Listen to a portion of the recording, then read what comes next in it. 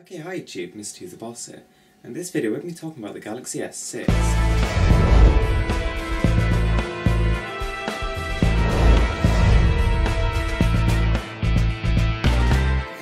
So, I'm actually doing this video because I saw the S5 and I know it sold very well, but I'm actually really not very happy with it.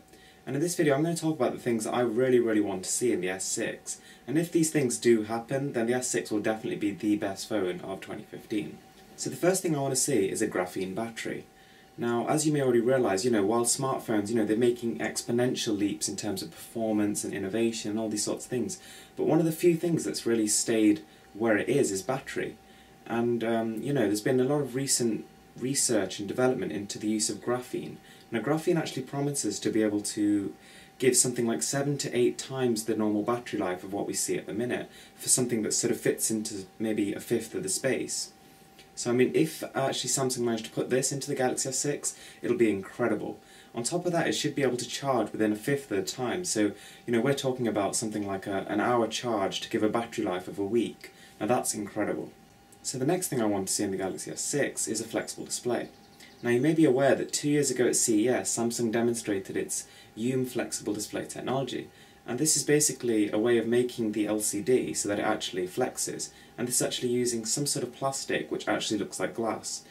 Now, I mean, the actual benefits of doing this are just ridiculous. You could have your phone that almost folds like a piece of paper, or you could have a tablet that sort of fits into the space of a little cylinder, something like that.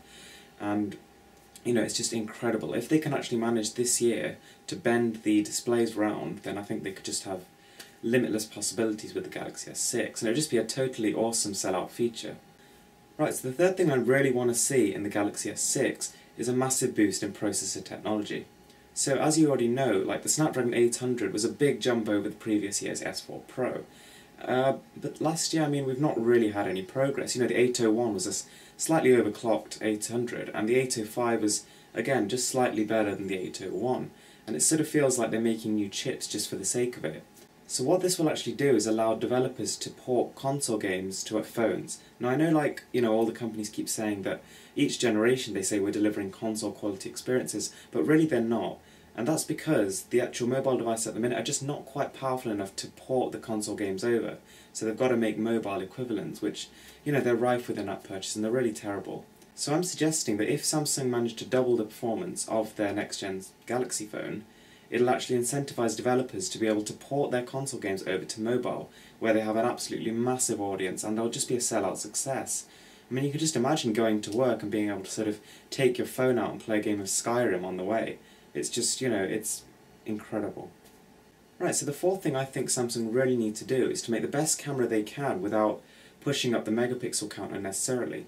So I think that if Samsung adopts a similar image sensor to that of the One M8, but obviously increases the megapixel count to say 8 or 12 or something like that, like a very solid number but not ridiculous, it'll have a really good shooter. So I think if we have that, a dual flash and 4K recording at 60 frames per second, we've got a winner on our hands in terms of a camera.